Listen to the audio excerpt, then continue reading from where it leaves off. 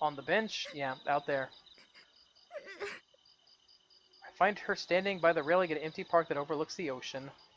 She has her back turned to me and her familiar long hair streams down it. Hearing my footsteps, she turns to face me. Oni-chan. Her heterochromatic eyes are red and puffy with crying. Jesus Christ. Oh, man. Right. She looks away from me, hiding her drained complexion. Had a lot I was gonna say to you when I found you, but I'm glad you're safe, Coconut, really. I lay my honest feelings out and breathe a deep relieved sigh. Yeah, whining. Alright, she lays her face back down on the railing. The sound of her muffled sobs can be heard throughout the park. Silently, I sat beside Coconut, and we gazed at the pitch-black sea and night sky together. Jesus Christ, that is some serious plot. I know I'm completely useless, but I thought that with everything you were teaching me, I'd be able to be a bit more useful. She seemed even weaker in the wavering starlight being reflected off the water's surface. Her voice is frail and despondent as she continues to sob. I stand there silently, waiting for Coconut to talk. I'm just too big, no one will ever find me helpful. Not cinnamon or maple or chocolate or vanilla. And I knew Azuki was right, I'll never amount to anything. I don't know, that's why I'm going to keep trying even if I know that things won't go well. I want to be useful to you and Shigure-chan. Telling me straight out like that. She wraps her fist tightly around the rail. Yeah, you know, yeah, you just weren't paying attention. Nah, well, whatever. Hard to see her in so much pain knowing that I can't do anything.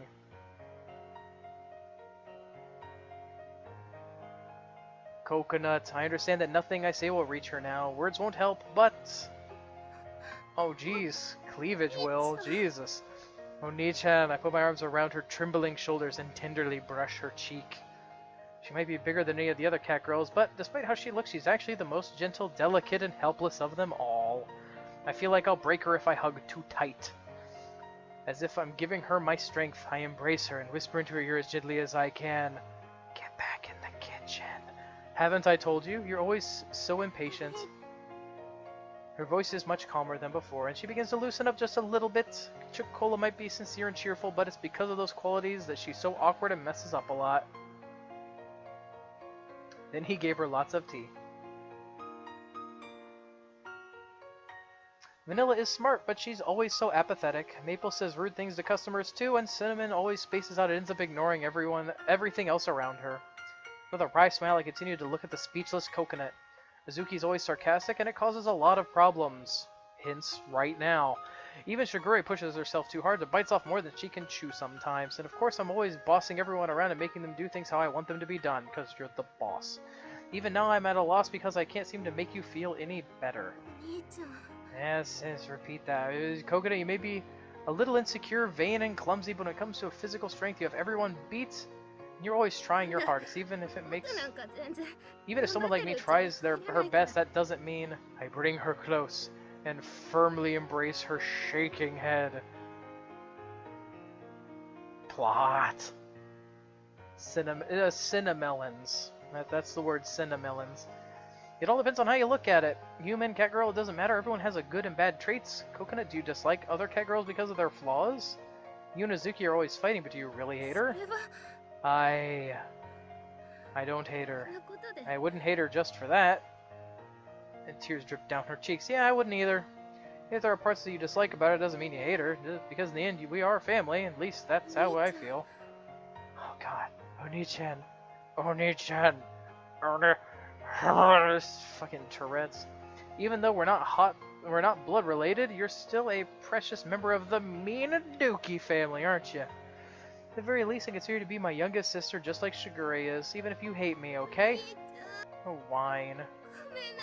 I'm sorry I said those mean things. Never thought that we weren't family or that you were talking behind my back. I'm sorry I said all those things. I love you two more than anyone else in the world.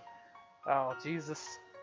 Oh my god, she's just loud and whining. Just slap her again, she'll be alright. With Coconut's head nestled against me, I gently rub her cheek, hugging her tighter to stop her from trembling. I know what I did before, even though Azuki can be a bit rough at times, she always helps me without me having to ask. We're always fighting, but she's my big sister, and I love her. Even if Azuki ends up hating me, I love her too much to ever hate her back.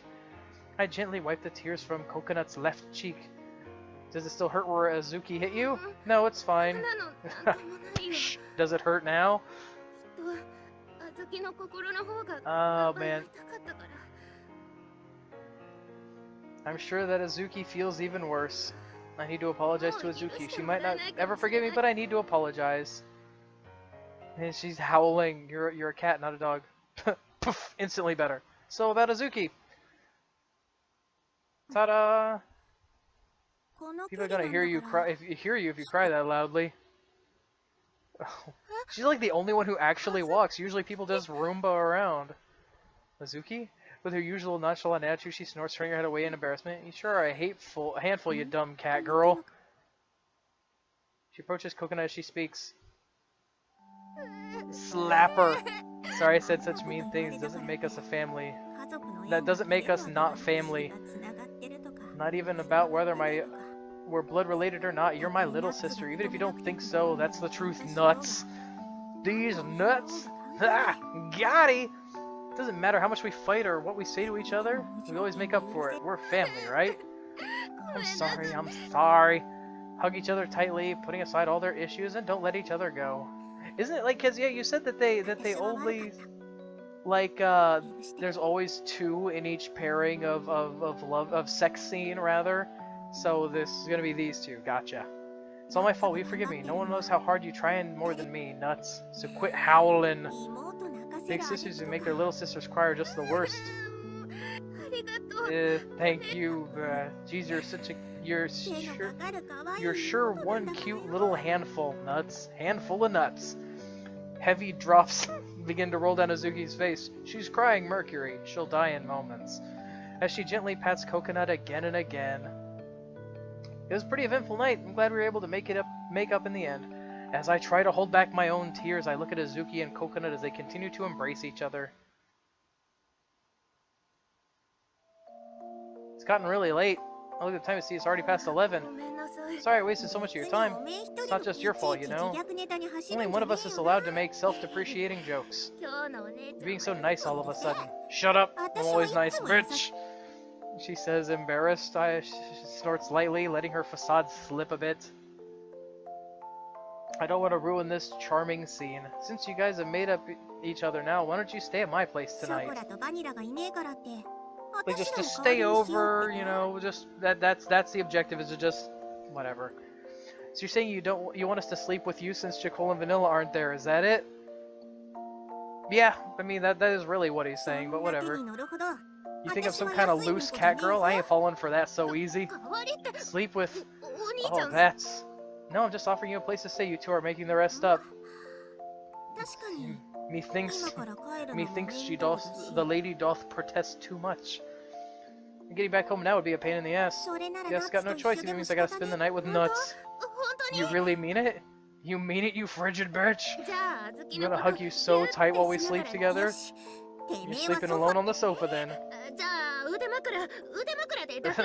That's my final offer. We're sisters, so that should be okay, right? As a big bro, you gotta fix Nuts' idea of what being a sisters means. I don't know, seems pretty similar to Shigure if you ask me.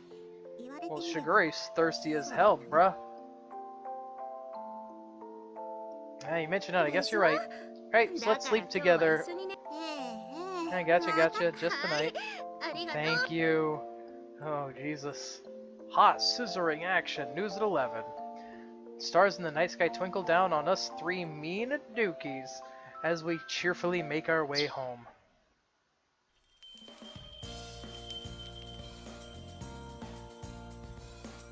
That was a long bell.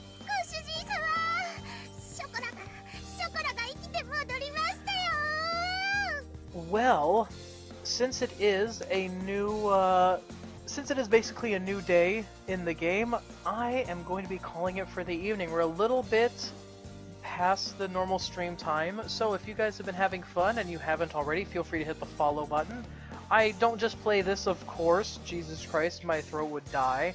I'm currently in a playthrough of Resident Evil 4, and I have all sorts of games. I play League, I play Payday, yada yada yada. Plenty of stuff. So, if you guys want to come back, I stream 4 p.m. to midnight Eastern Standard Time. So if you want to come by, I'll see you tomorrow. But for now, let's just save real quick, and yeah. Everybody, you all have a good night, okay? See you tomorrow.